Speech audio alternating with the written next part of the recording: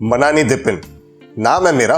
मैं डिविडेंड नहीं देता हूं, लेकिन इस वीडियो में मैं आपको बताऊंगा 5 कंपनीज जिनकी डिविडेंड की रिकॉर्ड डेट इस वीडियो के बाद है, यानी कि इस वीडियो की जो पब्लिश डेट है वो उनके रिकॉर्ड डेट यहां तक एक्स डिविडेंड डेट दोनों से पहले है। तो अगर आपने इस चैनल को सब्सक्राइब किया हुआ है, बेल आइकन को दबाया हुआ है, तो आप तक ये यूजफुल इंफॉर्मेशन सबसे पहले पहुंच रही है, ताकि आपको इन कंपनीज के डिविडेंड के डिटेल्स के बारे में पता चल सके, ना कि वो कितना दे रही है, ना कि उसकी क्या एक्स डिविडेंड डेट है, क्या रिकॉर्ड डेट है, बल्कि उनके पेमेंट डेट कौन सी है, यानी कि आपके बैंक अकाउंट में कब ये डिविडेंड की राशि जमा हो जाएगी। ये जो 5 कंपनियां हैं दोस्तों, जो आने वाले हफ्ते में आपको डिविडेंड देने वाली है, इनकी चर्चा तो हम करेंगे ही करेंगे। उसी के साथ थोड़ा कितना मेरा ओपिनियन का तड़का मैं ऐड कर दूंगा, ताकि आपको एक एक्शनेबल इनपुट मिल पाए, एक अच्छी इंफॉर्मेशन मिल पाए। अगर आपने इन पर्टिकुलर कंपनीज में ऑलरेडी इन्वेस्ट किया हुआ है, या तो आपने इन कंपनीज को अपने वॉच लिस्ट में लगा कर रखा है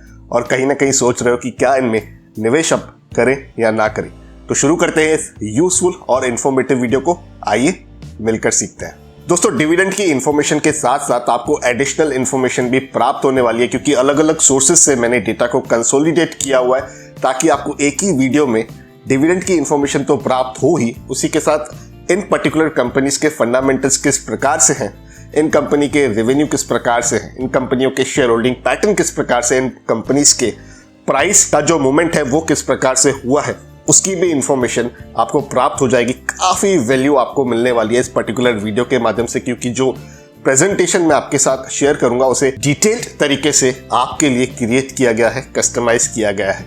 तो जो पहली कंपनी है वो है NACL, नागार्जुना एग्रीकेम लिमिटेड। 1994 की कंपनी है दोस्तों। पेस्टिसाइड्स एग्रोकेम सेक्टर से आती है ये कंपनी, और जो ये डैशबोर्ड अब आप देख पा रहे हो अपने स्क्रीन पर, ये पूरी तरह से कस्टमाइज्ड किया हुआ है, ताकि आपको सारी जो इंफॉर्मेशन है वो एक ही जगह पर प्राप्त हो। तो आप यहाँ पर रिटर्न्स हम देख सकते हैं कि किस प्रकार से इस कंपनी के रिटर्न्स रहे हैं, चाहे वो एक दिन के हो, एक हफ्ते के हो, एक महीने के, 3 महीने के, 1 साल के, 3 साल के, यहाँ तक 5 साल के।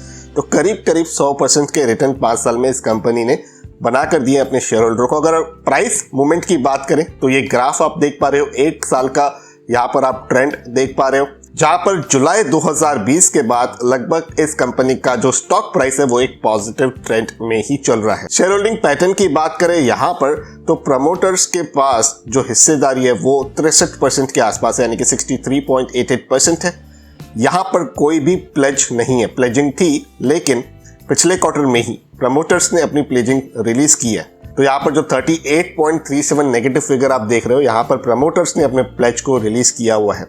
FII की हिस्सेदारी 2% के आसपास है, DI की हिस्सेदारी आधे % के आसपास, और बाकी अदर्स में करीब 34% की हिस्सेदारी है, जो हालांकि क्वार्टर ऑन क्वार्टर बेसिस पर देखें तो थोड़ी सी मामूली सी कम हुई है। और अगर डिविडेंड की बात करें दोस्तों, यहाँ पर कंपनी ने 15 पैसे प्रति शेयर का डिविडेंड अनाउंस किया था 23 मार्च 2021 को, और इसकी रिकॉर्ड डेट है 7 अप्रैल 2021 की। आप पूरी की पूरी डिविडेंड की जो ये हिस्ट्री है वो भी देख सक रहे हो कि 2017, 18 और 20 में किस प्रकार के डिविडेंड रहे हैं इस कंपनी के तरफ से, उसकी भी इंफॉर्मेशन आपको यहीं पर इसी स्लाइड में देखने के लिए मिल रही है। कि किसी भी कंपनी के फाइनेंशियल्स देखना बहुत ज़्यादा ज़रूरी है, अगर हम किसी भी प्रकार का अपना माइंडसेट बनाते हैं उस कंपनी में निवेश करने के लिए, या तो उस कंपनी को अवॉइड करने के लिए। तो ये फाइनेंशियल्स आ रहे हैं अब आपके स्क्रीन के सामने। दोस्तों, ये सारे नंबर्स जो है वो करोड़्स में है। यहाँ पर अगर की फाइंडिंग्स की मैं बात करूँ तो वो है नेट प्रॉफिट मार्जिन परसेंटेज को लेकर, जहां पर हम देख पा रहे हैं सिंगल डिजिट का net profit margin percentage company जो है वो रिपोर्ट कर रही है, और यहां पर इवन फाइनेंशियल ईयर 2019 में तो ये नेगेटिव भी गया था। और प्रॉफिट आफ्टर टैक्स की भी बात करें दोस्तों, तो यहां पर भी कंसिस्टेंसी तो बिल्कुल भी नहीं दिख रही है, और ये नंबर भी कोई ज़्यादा प्रॉमिसिंग नंबर नहीं दिख रहा है। और इसीलिए मैं कहता हूं दोस्तों, फाइनेंशियल्स कंपनी के देखना बहुत ज़्यादा ज़रूरी है। सिर्फ एक एलिमेंट जो डिविडेंड का है वो हमारा एक डिसीजन मेकर कभी नहीं होना चाहिए। कंपनी के प्रॉफिट मार्जिन, कंपनी के जो नेट प्रॉफिट है, उनमें एक कंसिस्टेंसी होनी चाहिए, उनमें एक ग्रोथ की इंडिकेशन होनी चाहिए, तब जाके कहीं ना कहीं उस पर्टिकुलर कंपनी पर थोड़ा कितना ट्रस्ट बैठता है। और उसके बाद उनके बिजनेस, उनके ऑर्डर बुक, उनके क्लाइंट्स की इंफॉर्मेशन पर भी ध्यान देकर उस कंपनी को अपने कहीं ना कहीं पोर्टफोलियो में शामिल करना चाहिए। तो मुझे पर्सनली ये कंपनी इतनी ज़्यादा बेहतर नहीं लगी। डिविडेंड की पर्टिकुलर इन्फॉर्मेशन के लिए ही दोस्तों मैंने इस कंपनी को शामिल किया हुआ है, लेकिन यहाँ पर अगर इनकम स्टेटमेंट को देखें तो कोई बड़ा कॉन्फिडेंस नहीं बिल्ड होता दिख रहा है। पर ये मेरा एक निजी ओपिनियन है, मुझे कॉन्फिडेंस बिल्ड होता नहीं दिख रहा है। आपकी अपनी राय हो सकती है, जिसे आप कमेंट्स के माध्यम से नीचे जरूर लिखिएगा। बढ़ते हैं अब अगली कंपनी की तरफ, जो है Shriram city union finance limited. 1400 रुपए के आसपास की क्लोजिंग प्राइस रही है। आप डे वाइज रिटर्न्स देख सकते हो।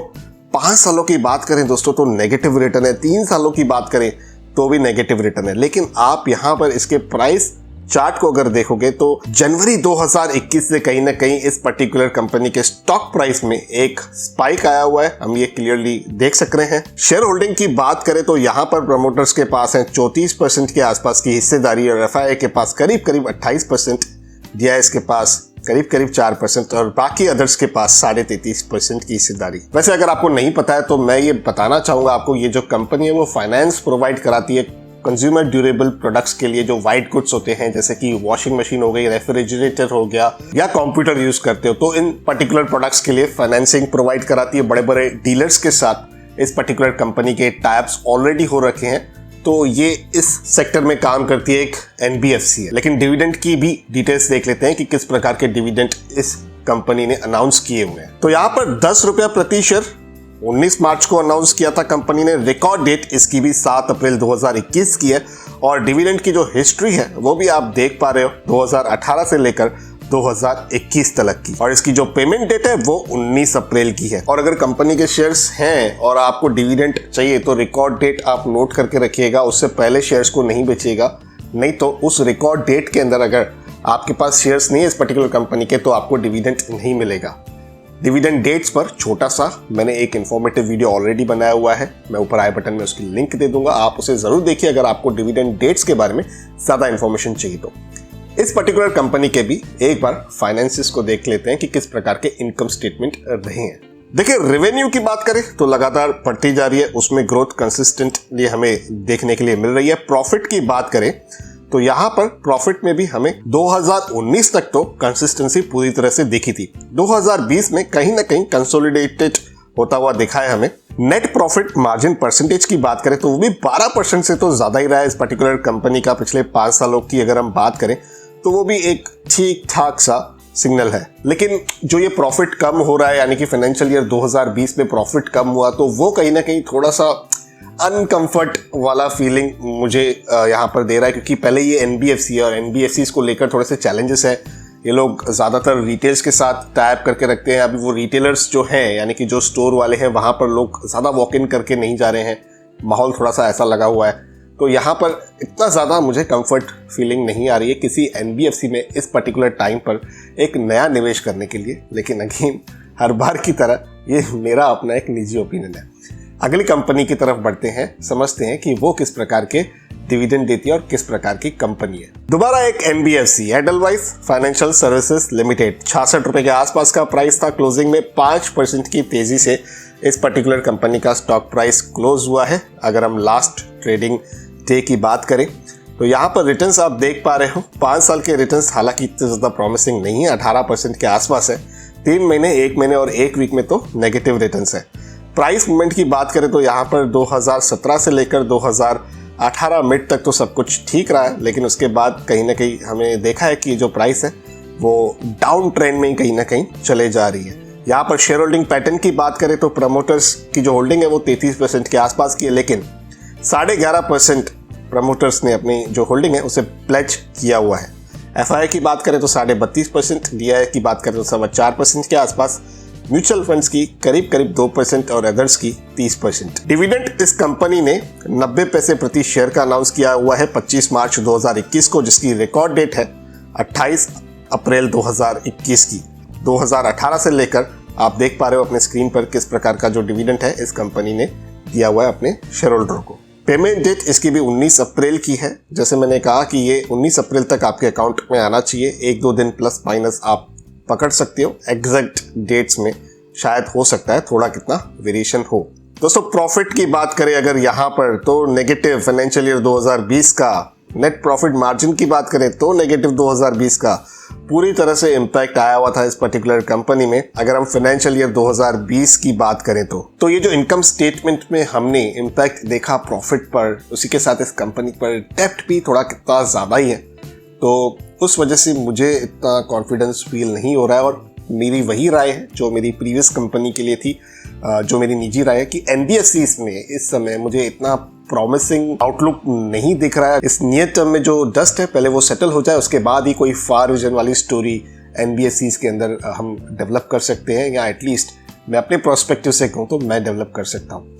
अब बढ़ते हैं अगली कंपनी की तरफ, जो एक पीएसयू है, रेल विकास निगम लिमिटेड। अगर आपको याद हो, मार्च 2019 में इसका आईपीओ आया था। 17 रुपए से लेकर 19 रुपए तक की प्राइस पेंड थी। मिनिस्ट्री ऑफ रेलवेज की ओल्ड कंपनी है और यहाँ पर 29 रुपए 65 पैसे की क्लोजिंग। यहाँ पर आप एक दिन, एक वीक, एक महीने, 3 महीने, 1 साल के रिटर्न्स देख सकते हैं। इस पर्टिकुलर कंपनी के प्राइस ट्रेंड की बात करें तो जनवरी 2021 से कहीं ना कहीं इस पर्टिकुलर स्टॉक के अंदर एक स्पाइक हमें देखने के लिए मिल रहा है। और यहाँ पर होल्डिंग्स की बात करें तो प्रमोटर्स 87.84% की होल्डिंग, एफआईआईज की आधे % के आसपास की, डीआईएस की 2.25%, म्यूचुअल फंड्स करीब 8% और बाकी अदर्स की बात करें तो 9% की हिस्सेदारी यहाँ पर है। और इसके डिविडेंड की अगर बात करें तो यहाँ पर ₹1.14 पर शेयर 22 मार्च 2021 को इस पर्टिकुलर कंपनी ने अनाउंस किया था। रिकॉर्ड डेट 9 अप्रैल 2021, पेमेंट डेट 24 अप्रैल। दोस्तों, पीएसयू कंपनी से अच्छी डिविडेंड की अपेक्षा तो हमेशा लोग करते ही हैं और यहाँ पर मिनिस्ट्री ऑफ रेलवे इस पर्टिकुलर कंपनी को ओन करती है, तो मुझे लगता है कहीं ना कहीं आने वाले भविष्य में भी ये कंपनी अपने शेयर होल्डर्स को एक अच्छा डिविडेंड जरूर दे सकती है, उसमें कंसिस्टेंसी बन सकती है। इस समय अगर हम बात करें तो करीबन 3-3.5% का डिविडेंड यील्ड रखती है ये कंपनी, जो बिल्कुल बुरा नहीं है अगर आपको डिविडेंड देने वाले स्टॉक्स अपने पोर्टफोलियो में रखना अच्छा लगता है तो। लेकिन यहाँ पर इसके एक बार इनकम स्टेटमेंट को भी देख लेते हैं, जहां पर प्रॉफिट की बात करें तो 750 करोड़ का रिपोर्ट हुआ है फाइनेंशियल ईयर 2020 में। और यहाँ पर आप देख पा रहे हो कि कहीं ना कहीं एक डिसेंट कंसिस्टेंसी है नंबर्स में। हालांकि वोलेटिलिटी है। अगर हम ग्रोथ परसेंटेज की बात करें तो नेट प्रॉफिट मार्जिन में गिरावट है, तो ये आप देख पा रहे हो कि प्रॉफिट मार्जिन जो है इस पर्टिकुलर कंपनी का वो कहीं ना कहीं गिरते जा रहा है। तो अगर आप मुझे काफी टाइम से फॉलो करते हो तो आप ये तो जान गए होंगे कि पर्सनली मुझे पीएसयू कंपनीज थोड़ी सी अच्छी लगती हैं क्योंकि डिविडेंड अच्छा खासा मिल जाता है, लेकिन प्राइस इज व्हाट यू पे फॉर। ये बहुत इंपॉर्टेंट चीज होती है दोस्तों कि क्या पीएसयू कंपनीज में किसी भी प्राइस में एंटर करना चाहिए। मैं इस चीज के ज्यादा फेवर में नहीं रहता हूं। अगर अट्रैक्टिव प्राइस मिलती है तो डेफिनेटली वहां पर मैं कोशिश करता हूं कि पीएसयू कंपनीज के जो स्टॉक्स हैं वो अपने पोर्टफोलियो में होने चाहिए, वहां पर मैं बाइंग करता हूं यूजुअली। लेकिन ये प्राइस मुझे ज्यादा जस्टिफाइड प्राइस पर्सनली नहीं लगती और मैं बिल्कुल गलत हो सकता हूं। मैं भी आप ही की तरह एक रिटेल इन्वेस्टर हूं, तो यहाँ पर कोई भी चीज पत्थर की लकीर बनकर तो हमारे साथ नहीं चलती है। शेयर मार्केट है ये। बढ़ते हैं अगली कंपनी की तरफ, जिसका नाम है, खैर नाम क्या बताऊं, खुद खाओ और जान जाओ। जी हाँ, ब्रिटानिया।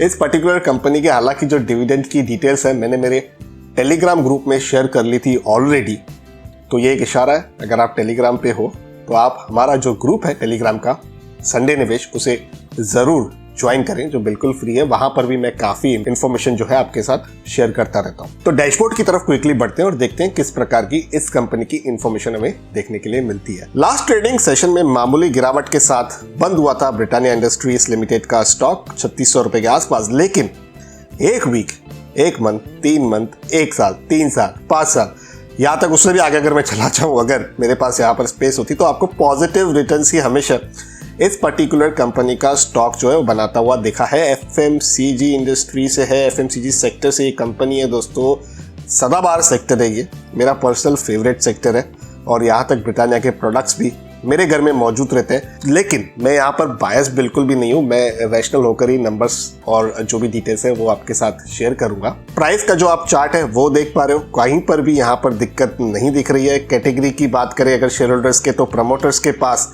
50% के आसपास की हिस्सेदारी, एफआईआई के पास 17.5% के आसपास, डीआईएस के पास 10.5% और बाकी अदर्स के पास 21% के आसपास की हिस्सेदारी। डिविडेंड की बात करें दोस्तों, 62 रुपए प्रति शेयर इस कंपनी ने डिविडेंड अनाउंस किया हुआ है 29 मार्च 2021 को। रिकॉर्ड डेट रखी गई है 10 अप्रैल 2021 की और पेमेंट डेट 30 अप्रैल 2021 की है दोस्तों। डिविडेंड परसेंटेज आप देख पा रहे हो 2020 और 21 की डेटा यहाँ पर आप अपने स्क्रीन के सामने। अच्छा खासा डिविडेंड इस पर्टिकुलर कंपनी का स्टॉक अपने शेयर होल्डर्स को ज़रूर देता है। इनकम स्टेटमेंट की बात करें दोस्तों, यहाँ पर प्रॉफिट आफ्टर टैक्स को आप देखिए दोस्तों एक बार। Pure consistent profit after tax में हमें यहाँ पर ग्रोथ देखने के लिए मिल रही है। आप यहाँ पर देख पा रहे हो 824 करोड़, 885 करोड़, 1000 करोड़, 1100 करोड़, 1400 करोड़, इस प्रकार से ये ग्रोथ है। नेट प्रॉफिट मार्जिन परसेंटेज की बात करें तो वहाँ पर भी ग्रोथ है। और इतनी बड़ी कंपनी के लिए अगर डबल डिजिट का नेट प्रॉफिट मार्जिन को एक कंसिस्टेंट वे में मेंटेन करके रखना भी एक टास्क होता है दोस्तों, और इस पर्टिकुलर कंपनी ने वो मेंटेन किया हुआ है। तो मुझे लग रहा है कहीं ना कहीं एक बहुत ही ब्राइट डेटा पॉइंट्स हैं जो हमें कंसीडर करनी चाहिए। अगेन ये मेरा एक लिमिटेड नॉलेज के हिसाब से ओपिनियन है। मुझे ये कंपनी पसंद है। अगर मैं 5 कंपनियों की बात करूं तो ये एक कंपनी पसंद है, लेकिन उसमें भी केवल डिविडेंड लेने के लिए क्या इस कंपनी में मैं इन्वेस्ट करूंगा वो आपका एक निजी फैसला होता है, क्योंकि डिविडेंड देने के बाद कंपनी के प्राइसेस गिर भी जाते हैं, यानी कि रिकॉर्ड डेट के बाद। तो वो भी आप ध्यान रखिएगा कि ऐसा नहीं हो कल को आप बोलो कि मनानी दिपिन ने बताए थे ये डिविडेंड वाले स्टॉक्स हमने ले लिए, डिविडेंड आ गया लेकिन स्टॉक प्राइस नीचे गिर गया। लॉन्ग टर्म इन्वेस्टर हो, अगर आपके पोर्टफोलियो में ऑलरेडी इन कंपनियों के स्टॉक्स हैं तो इस वीडियो से आपको एक इन्फॉर्मेशन प्राप्त हुई होगी कि हाँ, इन कंपनियों में मेरे पास डिविडेंड आने वाला है। उसी के साथ मैंने अपने ओपिनियंस भी आपके साथ शेयर किए हर कंपनियों के डेटा रिव्यू सेशंस पर, जहां से आपको एक अच्छा इनपुट जरूर प्राप्त हुआ होगा। तो इसी तरह के वीडियोस, इसी तरह के फाइनेंशियल टॉपिक्स मैं इस यूट्यूब चैनल पर आपके लिए सिंप्लीफाई करता हूँ। इसीलिए मैं कहता हूँ हमेशा कि आप इस चैनल को सब्सक्राइब कीजिए, बेल आइकन को दबाइए, ताकि ऐसे इंपॉर्टेंट वीडियो के अपडेट्स जो होते हैं वो आपसे कभी भी मिस ना हो। और अगर आपको वीडियो पसंद आए तो वीडियो को लाइक कर मुझे सिग्नल जरूर दीजिएगा, जिससे मुझे मिलता है एक छोटा सा मोटिवेशन और पता चलता है कि कितने लोगों को ये पर्टिकुलर वीडियो और इस पर्टिकुलर वीडियो की इन्फॉर्मेशन पसंद आई है। आपके कोई भी ओपिनियन है, कोई भी सुझाव है, नीचे कमेंट्स के माध्यम से आप उन्हें लिख सकते हो। करते हैं कंक्लूड इस वीडियो को। जल्द मिलते हैं किसी और इंटरेस्टिंग टॉपिक के साथ। तब तक अपने हेल्थ का और वेल्थ का जरूर अच्छे से ख्याल रखिएगा।